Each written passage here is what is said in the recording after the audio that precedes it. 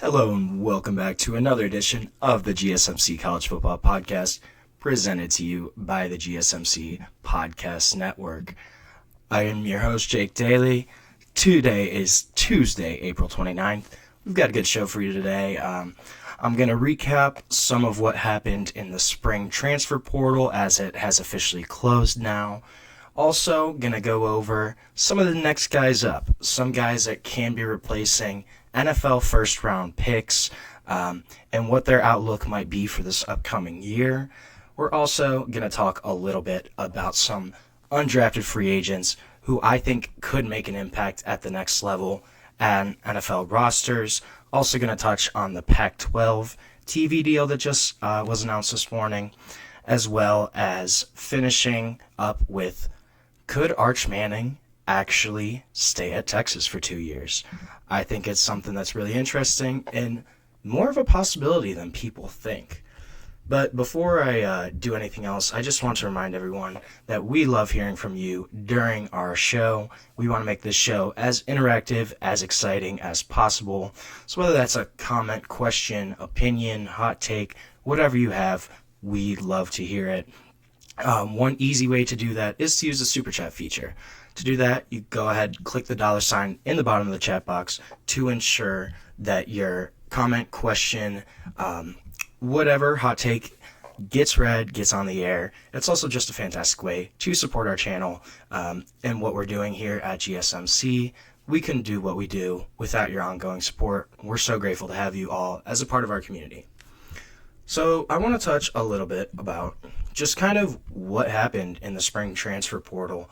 Obviously, the biggest thing, Nico Iamaleava, his whole saga, leaving Tennessee, skipping that Friday practice, coming, and it's still kind of a question mark. Was it more an NIL-based decision, and he just didn't get what he thought he would on the market? Or was this more actually what the Iamaleava's family was saying, and this had more to do with Tennessee's scheme, with their offensive weapons, their offensive line? I'm not really sure. I think it's kind of both ways, and it sounds like this whole thing, it just makes a lot of sense for Nico to get out of Tennessee. I don't know if he's in a better situation now. I think, honestly, from an on-field perspective, he's joining a worse team in UCLA who doesn't have as many weapons as he had at Tennessee with him. But on the flip side of that, though, the offense that UCLA is going to run is going to be a more pro-style offense than that Veer kind of Josh Heupel offense that's super spread out, a pretty quarterback-friendly offense at Tennessee. So in terms of potentially looking towards the 2026 draft, could that have been a decision in that where Nico wanted to get in more of a pro-style offense to prepare for the draft, to give scouts kind of a look of what he could do in an offense that's a little more conducive to the pros? And then you had the other quarterback that UCLA had picked up in the winter portal in Joey Aguilar. He needed a new home after Nico went to UCLA. He decides, hey, I'm going to go replace him at Tennessee. And that's also a move that makes a lot of sense. Joey Aguilar, 2-year veteran starter for Appalachian State, about 7,000 passing yards in those 2 seasons combined. So this is a guy that has had some production, gives a little bit of a veteran presence to that Tennessee quarterback room.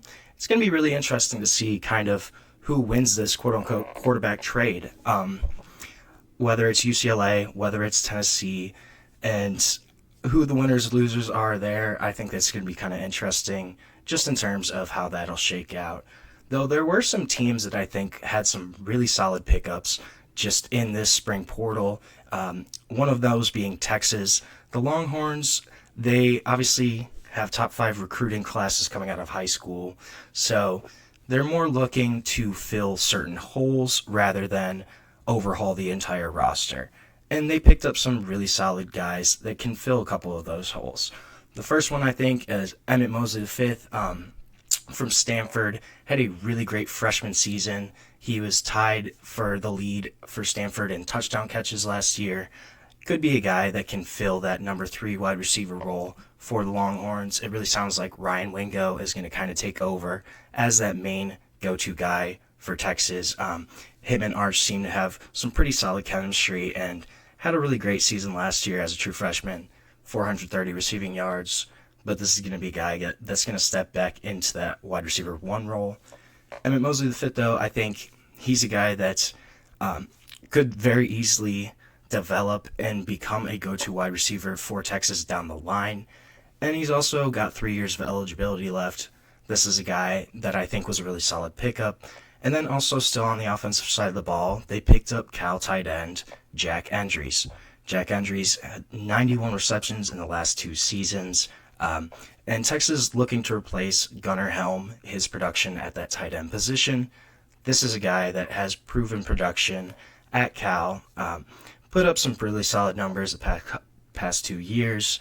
He's going to give Texas, Arch Manning, that kind of safety, blanket, target across the middle that they're going to lose in Gunnar Helm. So Jack Andrews could be a guy that comes in right away, fills that hole that Gunnar Helm left, and is a really productive tight end for them. And then on defensive side, they also picked up Murad Watson, transfers from Syracuse, also Levon Johnson from Maryland. Both of those guys are going to help shore up that interior of the defensive line where Texas is losing multiple veterans.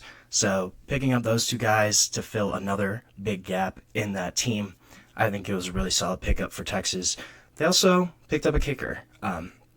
Bert Auburn, their kicker last year, he really struggled late in the season, entered the portal, and they picked up Mason Shipley from Texas State, 31 of 35 on field goal attempts last season. Could be a guy that can upgrade that kicking game for Texas, make them a more well-rounded team overall as they go and push for a college football berth in the playoff and possibly a college championship.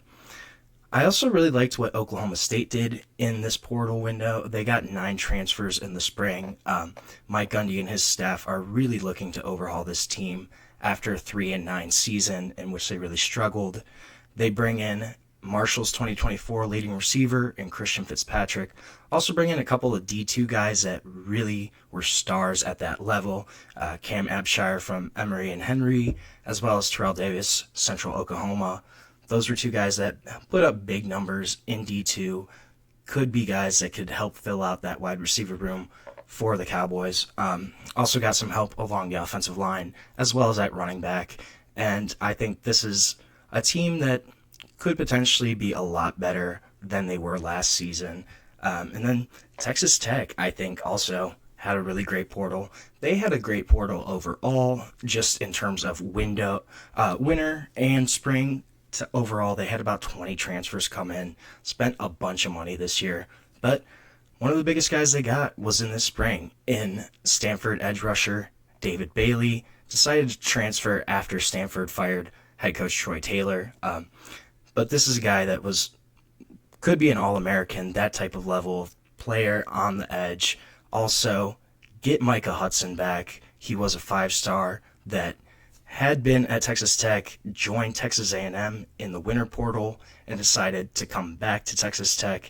And this is a guy that was a really high 4-star, low 5-star recruit, a guy that they had big expectations for in Lubbock, and he's going to come back and play for them again. Also, Penn State, I think they picked up Trebor Pena from Syracuse. I really liked that move for them. Wide receiver, big position I need for them.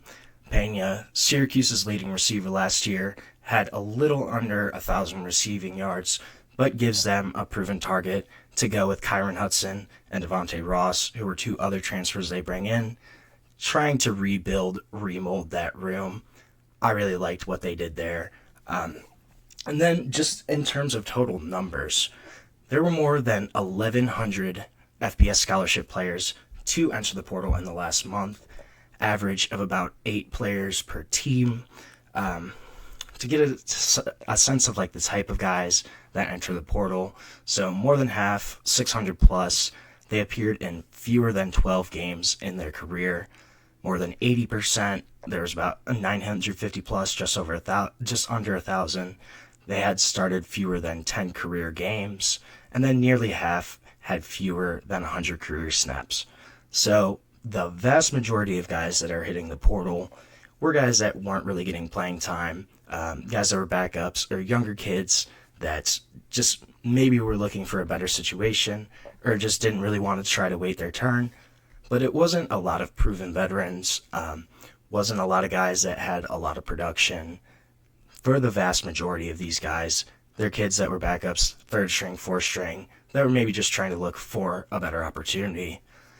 There's a couple guys that have entered the portal that are still not committed. One that actually I had written down, but he did commit a couple hours ago. Hykeem Williams, he was Florida State commit, originally signed with them in 2023. Number 4 overall wide receiver in the country in his class. Number 24 prospect overall nationally, but never really kind of broke through in his first 2 years. He appeared in 8 games as a true freshman, managed 8 starts in 2024, but he only caught 21 passes for just under 300 receiving yards during that time. But he is now committed as of today to the Colorado Buffaloes. Colorado looking to replace not just Travis Hunter, but also Jimmy Horn Jr., LeJontay Wester. Those 3 guys all got drafted, and they're going to have to replace a lot of production in that wide receiver room. This could be a guy that could maybe step up and help them out there in that category. AJ Haulcy, former Houston player. This guy is one of the most productive players in the portal, most experienced guys. He was all Big 12 first team last year in 2024, tied the conference for interceptions, had 5 total, leading the conference. Also finished second in the Big 12, had 13 passes defended, and also just had 74 total tackles, 172 stops over 2 years of college football. And it sounds like right now he's between Miami or Ole Miss. Commitment is expected pretty soon there. But this is going to be a big pickup for whoever does actually get AJ Haulcy. And then another guy I had is Amare Campbell, linebacker out of North Carolina. He actually had entered the portal in December, then decided against leaving when UNC hired Bill Belichick, then came back in the spring and decided to re-enter the portal. It does sound like he will be transferring. Second among UNC defenders last year with 76 total tackles, also had 6.5 sacks, and then he led UNC with 10.5 tackles for loss this season. One team I'm looking at as a potential option for Amare Campbell is the Penn State Nittany Lions, and he is set for a visit there this upcoming weekend. So we'll kind of see how that visit goes. Could he end up being a Penn State Nittany Lion? It's very possible, but another guy that's a really solid option still out there in this transfer portal window, but much more active than I think we were anticipating. Obviously, with the fallout from the Nico Iamaleava drama, that situation really seemed to come out of nowhere and threw this whole spring portal window for a loop. But there's going to be some big moves here and some teams that I think will have really big impacts in this season from this window.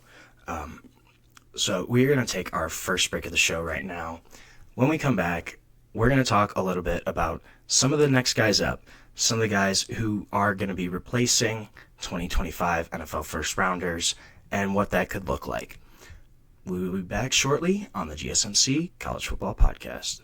I feel like I'm losing my mind. Is everybody in the world blind?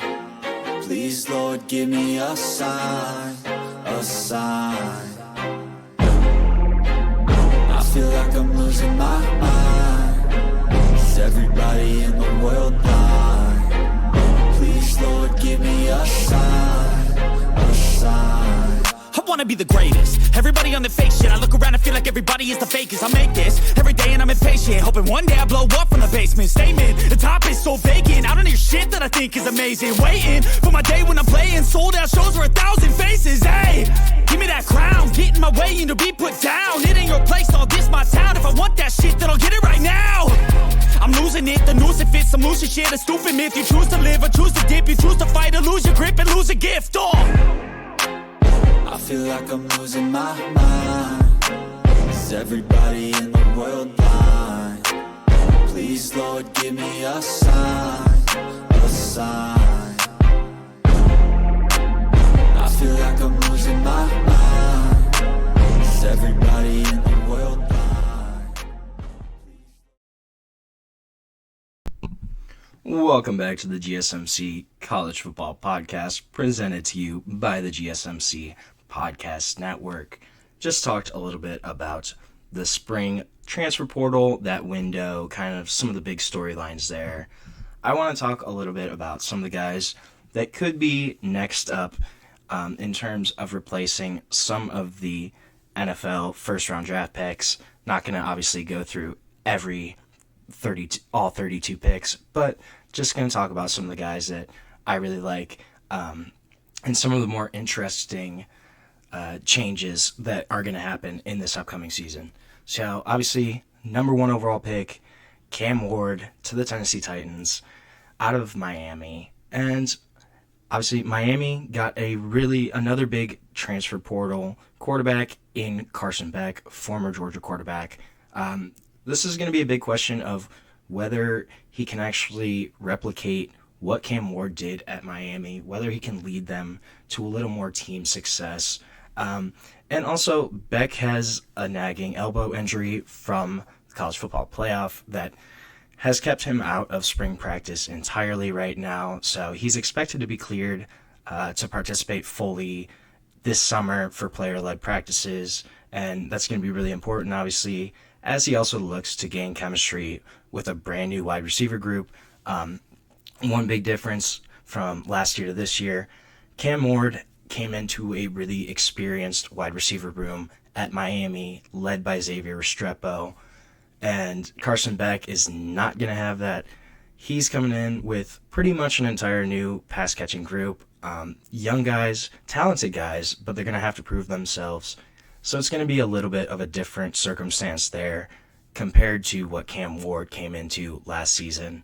And obviously, we know that Carson Beck has the arm talent to get this done. That's always been one of his big pluses as a quarterback, is the arm talent.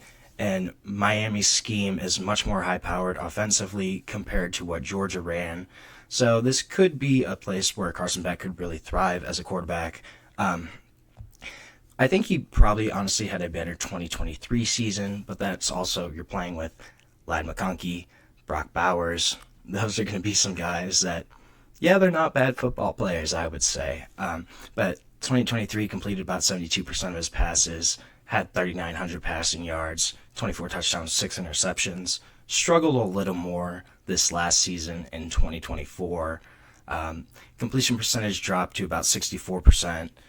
Had 12 interceptions, did increase his touchdowns to 28, but also that interception total went up.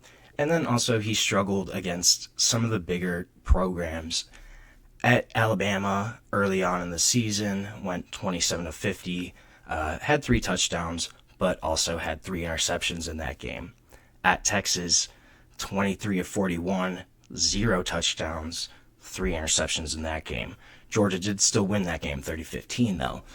But then at Ole Miss, 20-31, 0 touchdowns, 1 interception, and then also had 5 combined interceptions against Florida and Mississippi State. So that's going to be a big question mark here, is decision making. Can he cut down on that total? Can the offensive scheme give him a little more options? And can he kind of thrive there, similar to what Cam Ward did? Another guy I'm looking at, obviously, so Jaxson Dart, the other quarterback that was drafted in the first round, he's gone at Ole Miss, and it sounds like he's going to be replaced by Austin Simmons.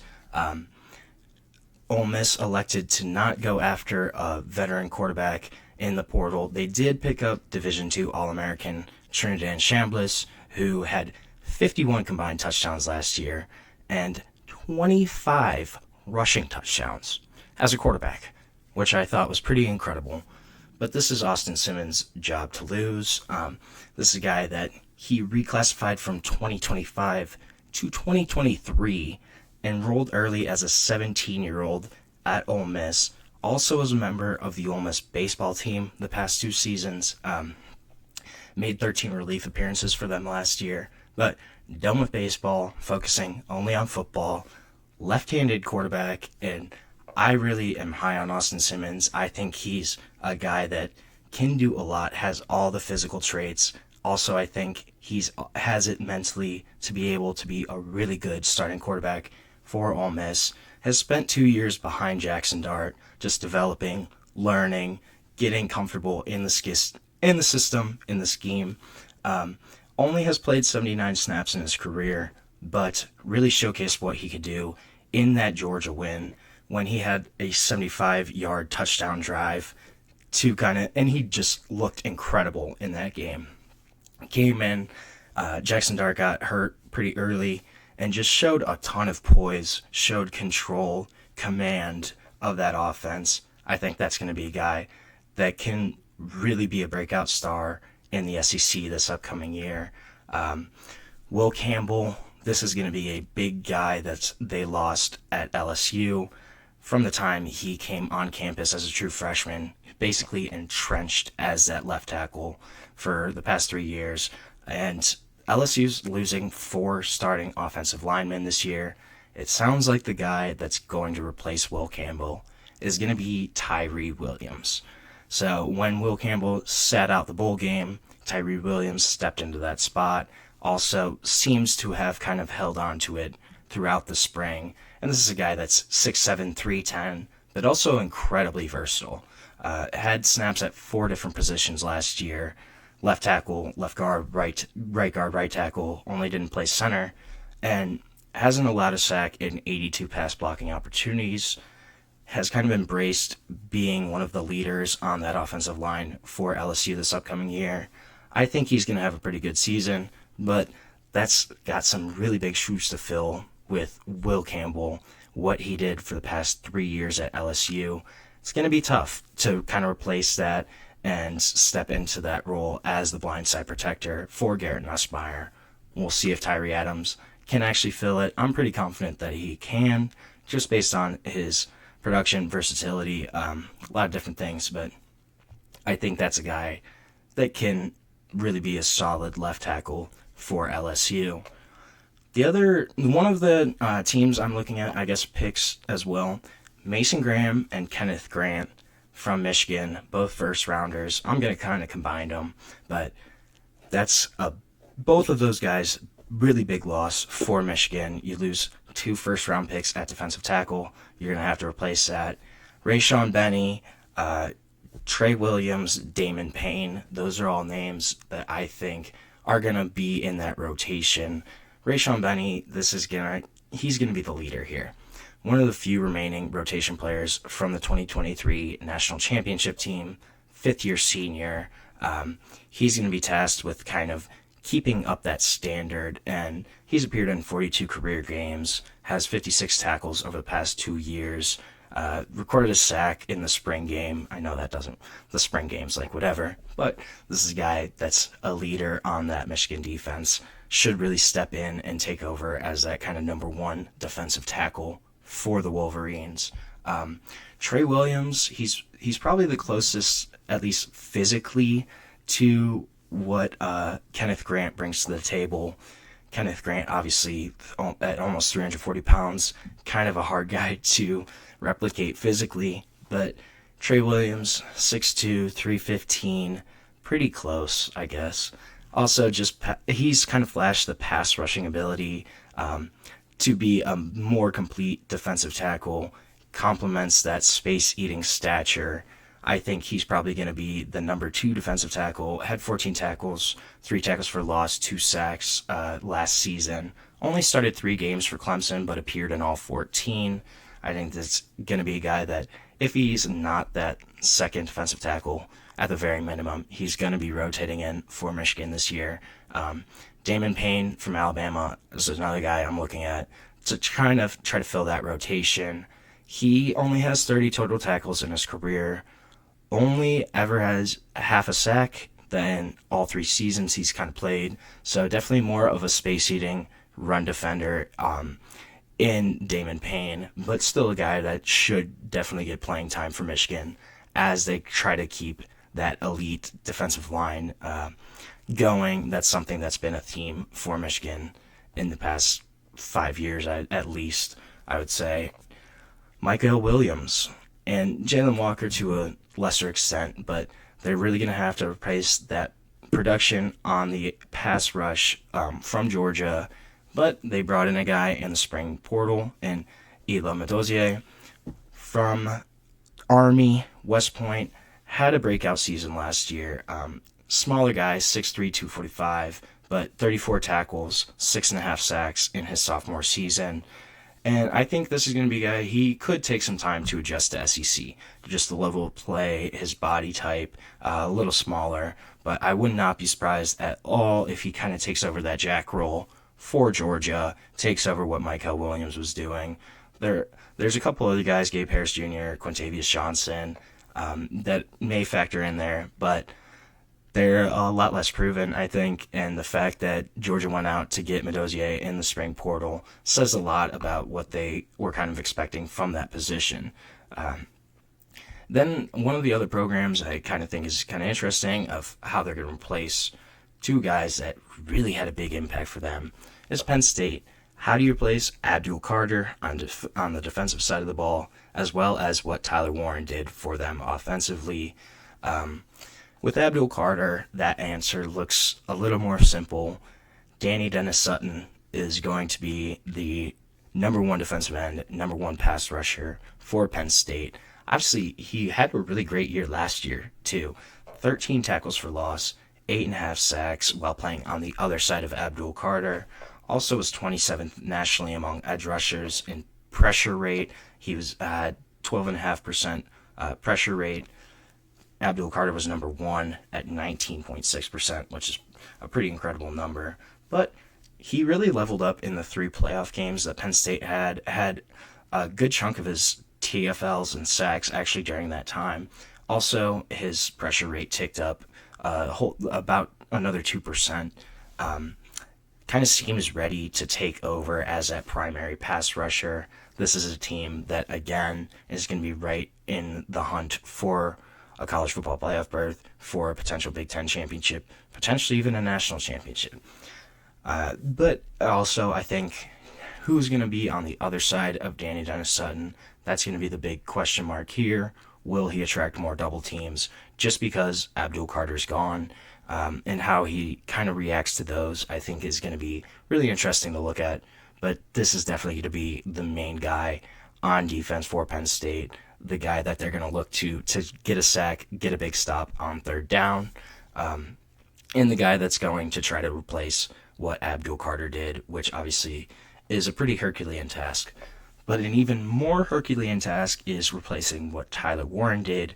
You can't really, honestly... The guy lined up everywhere, basically in the backfield, across the line of scrimmage. And so it's going to be, I think, also a little bit on the receivers, on the running backs to kind of fill in some of those gaps where he did. But in terms of tight ends, Khalil Dinkins does return. He was kind of the number 2 tight end last year. He has had 14 catches, 122 yards last year, 2 touchdowns, but he's definitely going to play. Even if he might not be the number 1 tight end, will for sure have playing time because he's a really strong blocker. Penn State likes to have him in when they're running the ball. Obviously, this is a run-heavy team. May even lean on it even more this year just because Katron Allen, because Nick Singleton are back. You obviously get another year of that backfield. Khalil Dinkins can be a guy that can block for them at the absolute minimum. I think he also has a little more pass-catching ability than people kind of expect. And then the other guy, I think, Luke Reynolds. This is a guy that has some really high hopes. He's going to be a true sophomore. Was a number 70 overall player in the 2024 class. Had 9 catches for 111 yards and a touchdown last season. Also had 3 catches in college football playoff games. And also had a 32-yard run against Minnesota. So a little more versatile, a little more of the skill set of what Tyler Warren brought to the table, and a guy that can definitely step up into a bigger role in year 2. I think that's certainly very possible. But again, that's going to be really tough to replace Tyler Warren's production. And how Penn State does it, I think, is going to be a really interesting storyline that plays out throughout the 2025 season. So we're going to take our second break of the show. And when we come back, I want to talk a little bit about some undrafted free agents that I think could make some impacts and make NFL rosters and potentially have really good careers. But first, we're going to take a short break on the GSMC College Football Podcast.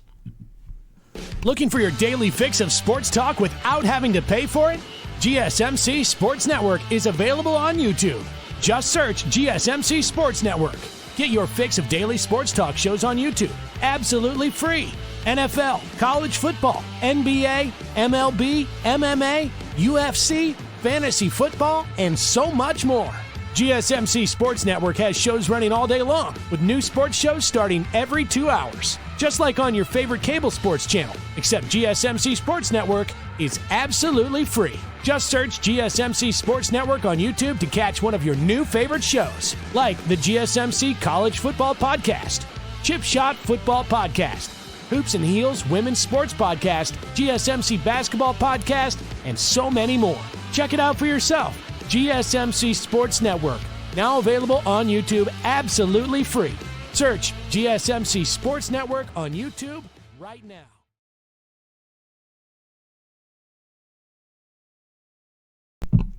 Welcome back to the GSMC College Football Podcast on this Tuesday, April 29th. I want to talk a little bit about some of the undrafted free agents who I think could make impacts on NFL rosters, or at the very minimum, make NFL rosters. First guy I have, Xavier Restrepo out of Miami. He did sign with the Tennessee Titans after the draft, but this is a guy, 2023 first team All-ACC, 85 catches, almost 1,100 receiving yards in that season, 6 touchdowns, and then again followed it up in 2024. First team AP All-American, first team All-ACC, 69 catches, 1,127 receiving yards, 16.3 yards per reception, tied for 7th in the FBS with 11 receiving touchdowns. Guy that started every game, didn't play in the bowl game, but this is a kid that has had proven production, has shown he can be a really quality target in the slot. He's going to be a slot-only guy. 5'10", 209, so not super big, but really crafty. Knows how to maximize his skill set, knows how to run routes, when to drop down, when to sit, when to come back to the ball, give his quarterback an option. Really great footwork, leverage, has quick bursts, so he's able to create separation, even though he's not the fastest in terms of flat-out speed.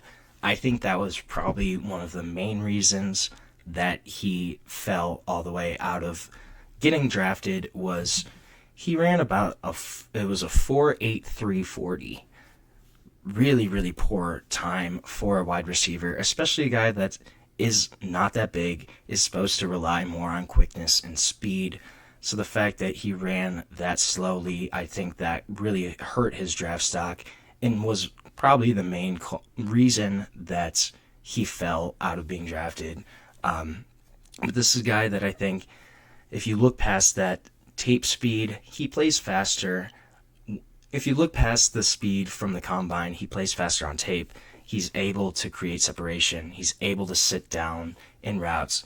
He picks up blitzes. He can do a lot of different things, I think. And it's a guy that is joining a really good situation in Tennessee, where they do need to add some playmakers there. Don't have a lot at the wide receiver position.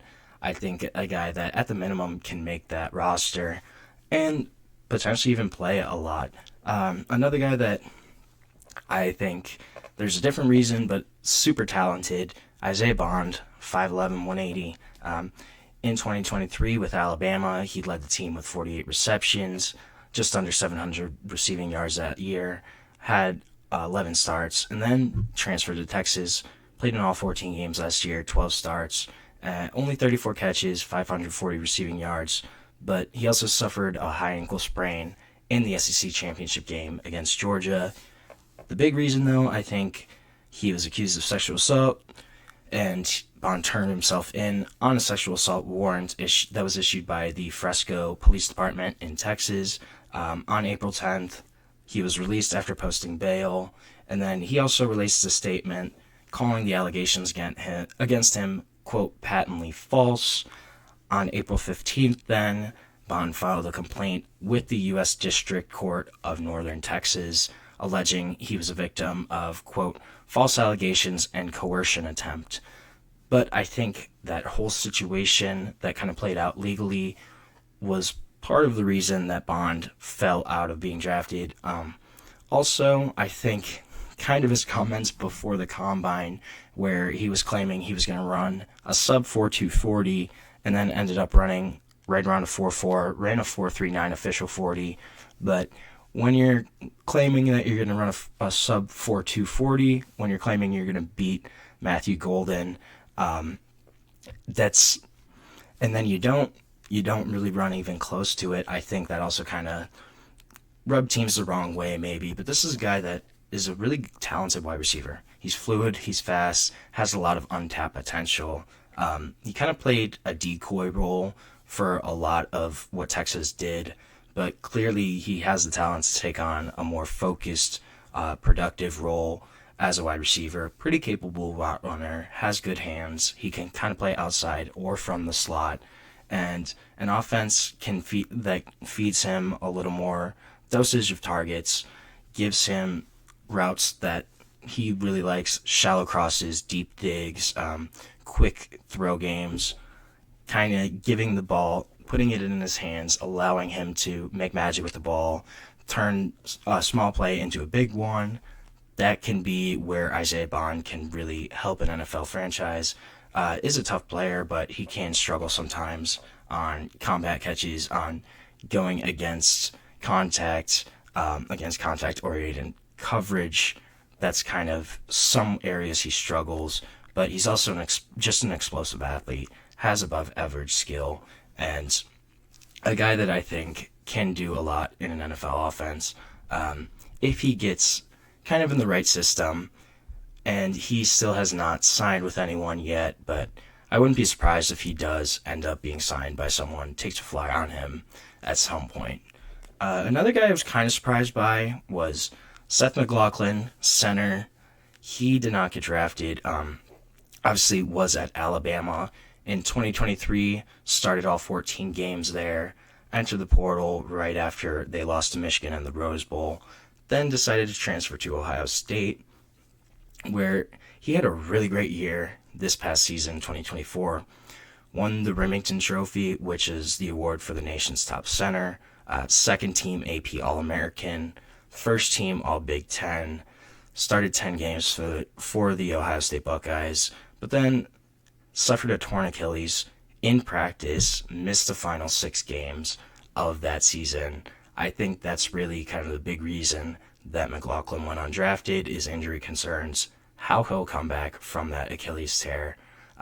But this is a guy that he will only be a center. He's only a center prospect, but super intelligent, knows exactly what he wants to do on each play before the ball is snapped. A guy that can organize the offensive line, a leader on an offensive line, gritty, just a gritty player, has really good core strength, able to pull, block, effectively get to the second level.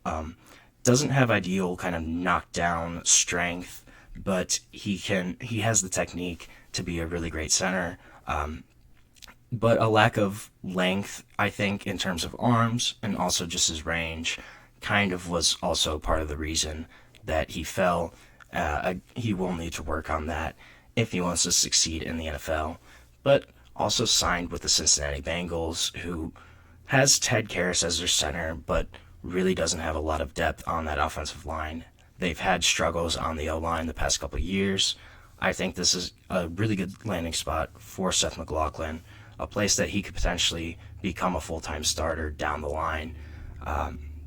Another guy that I really liked was Jared Ivey.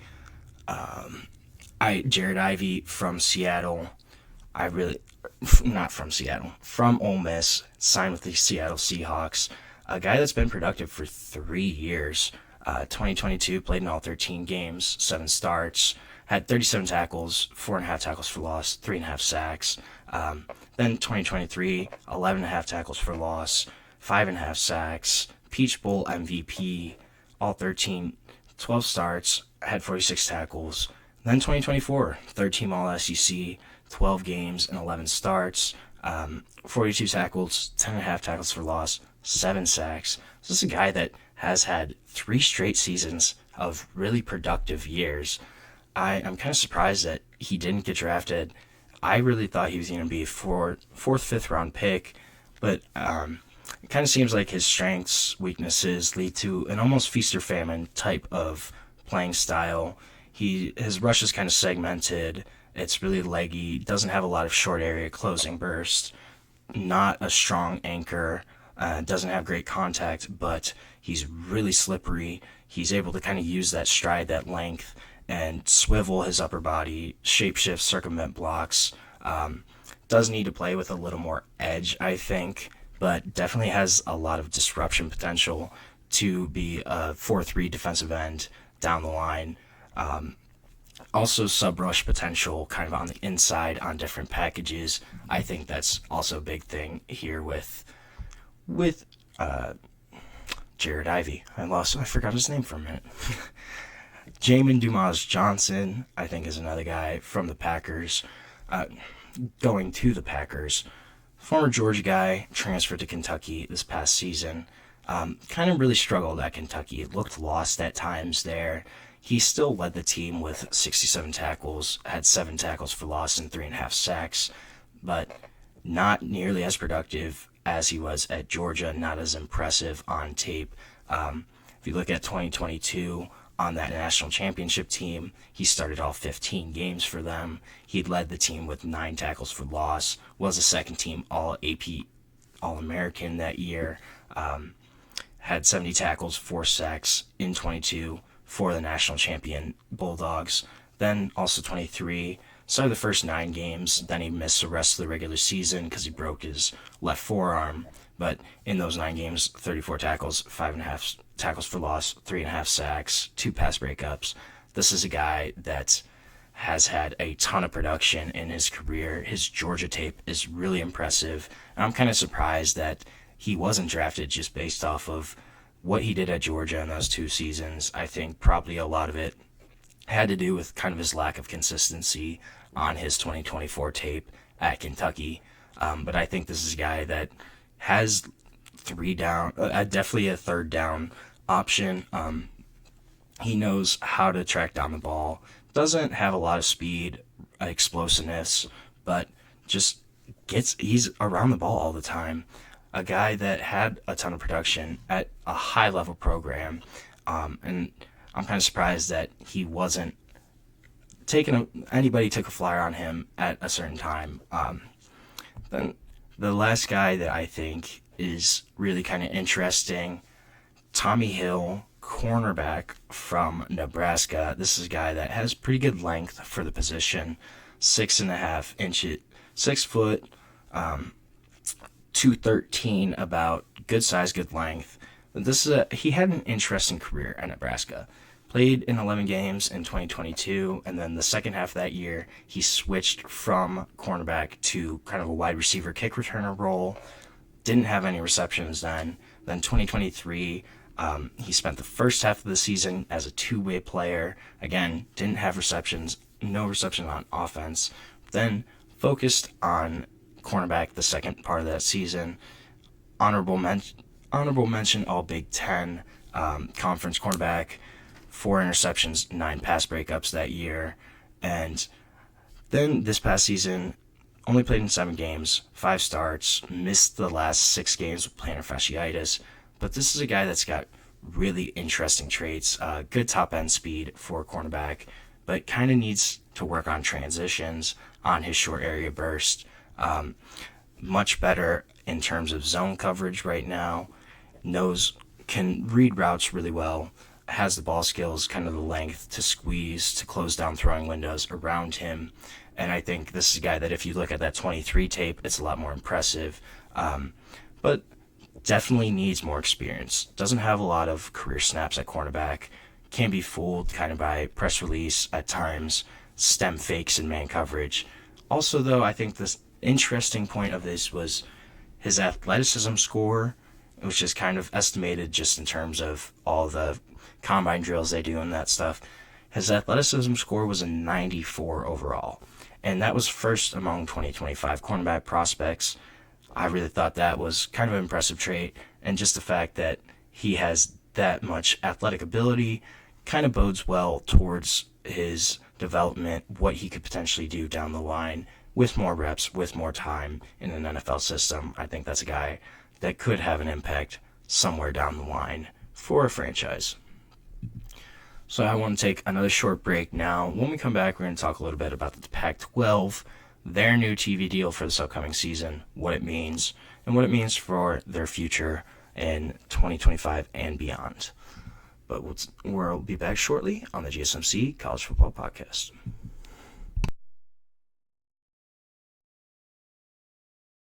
For the best and latest podcasts available anywhere, go to the podcast app on your cell phone and type in GSMC to access free content-rich podcasts on health and wellness, book reviews, sports, entertainment, relationships, social media, movies, technology, finance, and even weird news. Subscribe and download the GSMC Podcast Network's family of shows, available everywhere podcasts are found.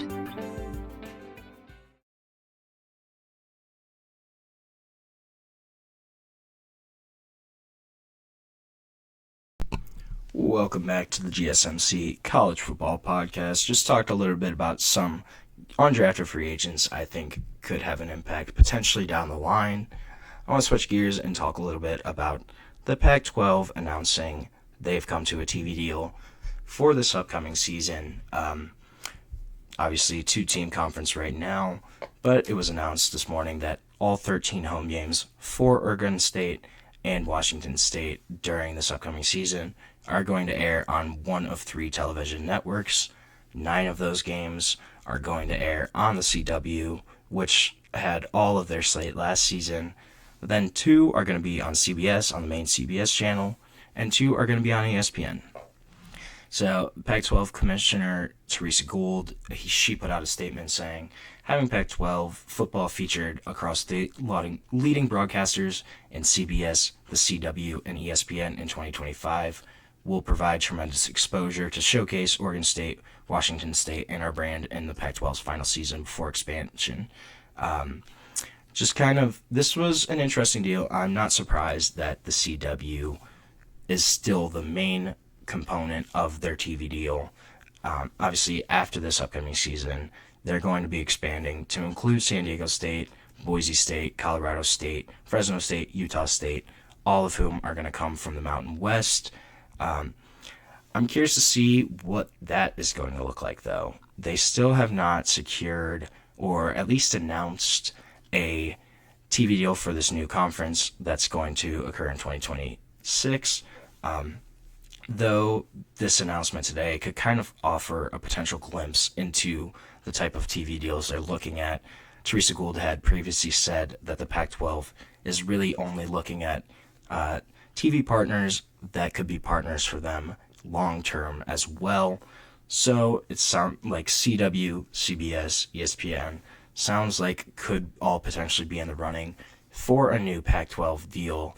The other obviously big thing here is the Pac-12 still does need to add another team, another program for the 2026 season in order to be a football conference. They have 7 teams right now. They need an 8th. I know my video on potential Pac-12 expansion got a lot of hate, but I think Texas State could be one of those teams. They're going to look to add some other programs, UNLV potentially, but the Mountain West, the way they restructured their grant of rights, it prohibits UNLV from pretty much leaving. It'll be interesting to see. Pac-12 is obviously going to need another team another program to join the conference before they are able to play football in 2026. Obviously, I would be highly surprised if somehow they did not add somebody and the conference fell through. That's very unlikely. But I think it's going to be interesting to see what their TV deal will look like in the future after this 2025 season. Though this is interesting, I think the CW, they're retaining the rights to 9 of the 13 home games. The other 4 are going to be split. So the 2 on the CBS channel is going to be Washington at Washington State, September 20th, and then also Oregon State versus Washington State in Corvallis. That's going to be on CBS as well. Then ESPN, they're going to get the Cal at Oregon State game, as well as Houston at Oregon State. So, but the announcement didn't provide any details past this upcoming season. I really think it's going to be interesting kind of what happens with the Pac-12. I'm not sure who they're going to add. Obviously, we'll see. I think Texas State is a really big contender here. Obviously, UNLV is being talked about. Sacramento State, I don't think, is going to join in 2026, but in the couple years after that, I could actually really see it. I know people were hating on that, but it's very possible. We'll see. There's some of the other Texas schools, but they're going to have to add someone. They're going to have to add at least one team, probably 2 or 3. We're going to see what happens there with the Pac-12. I don't love this. I don't love the idea that the Pac-12 is going to be on the CW for the most part. It doesn't really seem like that's the type of TV station they should be going after. Seems almost like a step down for them. I think they're probably going to try to target more of the CBS, ESPN packages. I think it will be kind of a package deal where it's going to be spread across multiple networks and not just one. How that's going to kind of play out and break down is going to be interesting to look at. I think it's also going to depend on who the Pac-12 actually is going to add in this upcoming season. We're going to see what they do. I don't know. I'm not sure who they're going to take. I know. We'll see. I think it's Texas State probably realistically makes the most sense to get into that Texas market. But the TV deal for right now for 2025 is set. We will see Pac-12 football on national television this upcoming year. Whether that's going to happen in 2026, that remains to be seen. We'll see what happens, though, with that. And I want to take another short break on the show. When we come back, we're going to talk about our last segment of the day. And could Arch Manning actually stay at Texas for 2 years? We're going to talk about it later. Right now, we're going to take a short break on the GSMC College Football Podcast.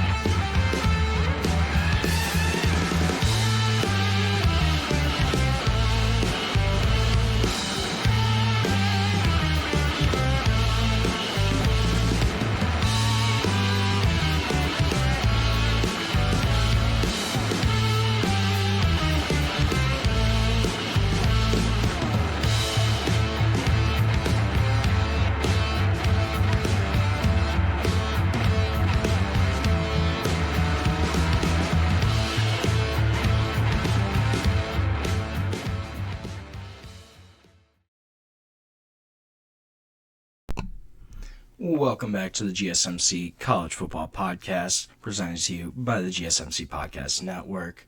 I want to talk a little bit now about, could Arch Manning actually stay at Texas for the next 2 seasons? So, according to Field Yates, who appeared on the Adam Schefter show this week, he said that the word from people that have been visiting Texas for scouting visits has been that they expect Arch Manning to be there for 2 more seasons. He also said, will that prevail? We'll see, but that has been the sentiment that scouts have been gathering when they spend any time around the Texas program this past season. Also, Mel Kiper said something on Adam Schefter's podcast where he kind of said the same thing. He said, we're not going to get Arch next season.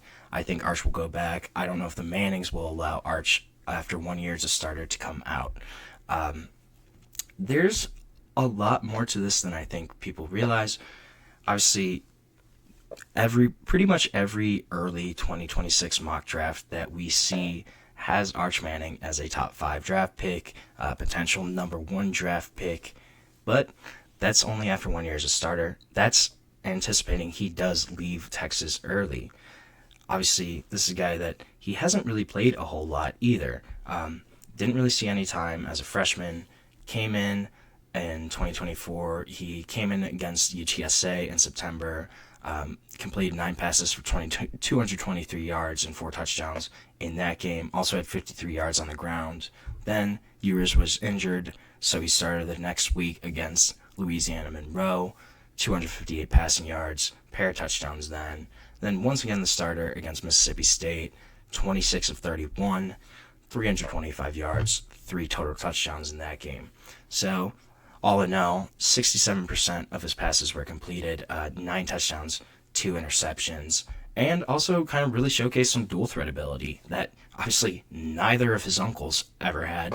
But 25 yards, 25 times, 108 rushing yards, 4 rushing touchdowns. Also continued to kind of see some time in rushing sub packages, even when Quinn Ewers did return from injury. This is a guy that top-rated recruit in his class by 24/7 Sports Composite. Also the only guy that has stayed at his original school among the top 5 quarterbacks in that class. And this is a thing that was unheard of before, of staying after another year, really. But also in the age of NIL, this can be really lucrative for him.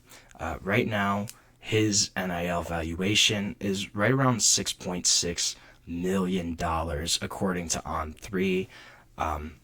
So if he does stay, say he performs well in 2025, and then he stays at 26, he could potentially be making $10 million or more as a starting quarterback at Texas. Just kind of depends on what's happening. I think some of it depends on how well he plays this season. If he struggles, it obviously gives him a little more of an incentive to stay at Texas. And this is actually something that Steve Sarkisian talked about this week after kind of the end of their spring practices. They didn't have a spring game this year, but Texas fans kind of asked him if Arch would be there for 2 more years, and here was the quote from Sark. He said, "Here's what I hope. I hope he's got a really hard decision to make on about January 21st. That means we played a long time. That means he probably had a really good season. And that means he's probably trying to figure out, do I want 1 more year in the burnt orange, or is it time to go to the NFL? I hope it's a really hard decision for him." And that was kind of what he was saying. And I think that's pretty true. I think it's pretty accurate.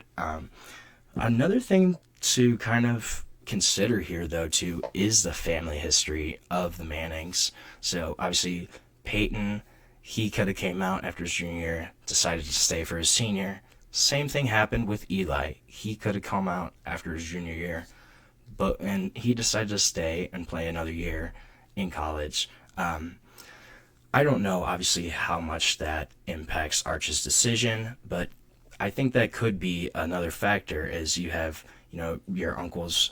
They could have came out, they stayed, they got their degrees. His dad got his degree from Ole Miss. Could that actually still be a factor in Arch Manning's decision, is staying, getting your degree right away, finishing out school, and then going to the NFL? I think that is potentially a factor. I don't know if that's as big of a thing. That I think it's kind of being overblown in the media of that Manning family legacy. Mel Kiper talked about it when he was on Schefter's podcast, but I don't know if that's really the main reasoning for him. I think he just kind of wanted, it sounds like he just really kind of wants to stay there and do his own thing. Then you just got to look at, he has only ever played 260 snaps in his 2 years at Texas. So if you compare that, Ewers last year had 900 snaps, 2,300 in his college career. So even if Arch Manning hits 1,300 snaps this year, takes Texas to a national championship appearance, kind of in a hypothetical scenario, his resume would still be a lot shorter. The experience he'd have would still be a lot shorter than most of the other quarterbacks that came out. Obviously, Jaxson Dart, 3,100 career snaps. Cam Ward, 2,500 career snaps. And then on the really high end, if you look at like Dylan Gabriel, who basically was a 5 or 6 year starter, he had 4,500 snaps. But this is a guy that doesn't have a lot of experience, is, I think, going to be a really great quarterback in the NFL. Well, in college first. We're going to have to wait and see what he does for Texas this upcoming season. He is going to lose a couple guys on the outside, losing Matthew Golden, losing Isaiah Bond, losing Gunnar Helm. But you have Ryan Wingo still. You bring in Mosley from Stanford. You bring in Jack Endries. So there's still options here for Arch. But obviously Sark said this too. He's like, Arch is a great player, but let's not get ahead of ourselves. We still haven't really seen him play. He's like, let's just give this kid the opportunity of what he wanted to be, the Texas starting quarterback, and just let him do what he did. Apparently, he said it was a lifelong dream for Arch to be the Texas quarterback. He was talking about how there's been videos and pictures of Arch as a little kid wearing a Longhorn jersey, talking about wanting to play for Texas. And now it is finally his time to do that. It's finally his time to take over, fulfill that dream, become the quarterback at Texas. And I don't know if he wants to just stay 1 year. If that really is your dream, if that's really what you want to do, I would think you probably want to stay as long as you can. You stay 2 years. I don't think his draft stock will probably be affected. But again, this is really preliminary. We have no idea how he's going to play this season. We don't know. Could Arch Manning actually flame out and just not be a great starting quarterback? It's certainly a possibility. I don't think it's a very high possibility. I think his talent level, what he's done in the past 2 years, is just really interesting. Anthony said, I think Arch is going to stay at Texas. I saw other report saying he wants to play 4 years at Texas. Yeah, I think this is kind of the consensus right now. We're still going to hear draft pundits talk about will he come out in this next season, but we have to see his play on the field first. That's the biggest thing to see here, is how he's going to perform, how he's going to do as the actual starting quarterback at Texas. We've seen him play in some pinch games. We've seen him start a couple games, but those games were against Louisiana Monroe, against Mississippi State, who had a rough year last year, and then he played against UTSA. So not super strong programs. It's not like he's running through the gauntlet of the SEC. It's going to be a big challenge, big difference of stepping into the starting role and having to go through the entire conference and having to be the guy all the time. Obviously, he's been used to having eyes on him throughout his entire life, right? That just comes with the Manning last name. That comes with who his uncles are, who his grandfather is. And I don't know if, I wonder, that 2026 quarterback class is also going to be really solid. I think you have Drew Aller, you have Cade Klubnik, you have Lenore Sellers, you have Garrett Nussmeier, and those are just the guys off the top of my head that could potentially be first-round picks. I agree. I don't think it's fair that you can say he's the number one quarterback in the 2026 class just because you haven't seen him play at all, really. And when you compare him to those other guys, Drew Aller has been a 3-year starter. Garrett Nussmeier threw for 4,000 yards last year. Lenore Sellers started all last season, had a really great season of just flashes, led South Carolina to 9 wins. we haven't seen Arch Manning do anything like that yet. So I think it is projection to, Carson Beck too. Carson Beck had a really solid career at Georgia, is going to step into a new role at Miami, and in a high-powered offensive scheme, could produce a lot. There's a lot of guys that could potentially be first-round quarterbacks in this upcoming year. I think that draft class is a lot more impressive than this past year's. And I do think it's unfair to say that Arch is the number one quarterback in this upcoming class, because we haven't seen him do it, and we've seen other guys have more production right now. But the pressure is going to be on him right away. Week 1, he's got to go play Ohio State, defending national champions, at Ohio State in the shoe. That's going to be a really big-time matchup. I think we're going to see what he's going to have to do. I think Sellers is going to do what Manning's going to do. Yeah, I'm really, really big on Lenore Sellers. Obviously showed flashes of what he can do last season, both in terms of passing and rushing ability. I had about 160 rushing yards in their game against Clemson last year, but I think he's also just going to take another step, be on that next level.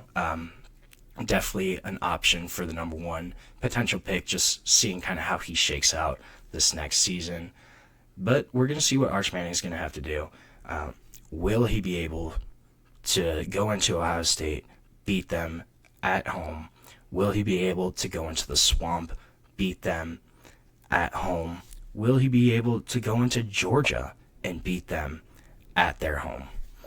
These are going to be really big question marks for Arch Manning, and we're going to have to see what his season kind of shakes out. But I wouldn't be surprised if he is a 2-year starter at Texas and he does end up staying for another season and won't enter the draft until 2027. So with that, we are going to end our show for the day. Thank you so much for tuning in to the GSMC College Football Podcast. Please remember to subscribe, like, follow the show. And if you want, you can go to Facebook, Instagram, Twitter, TikTok for even more sports content, sports updates that you love. Thank you so much, and have a great day.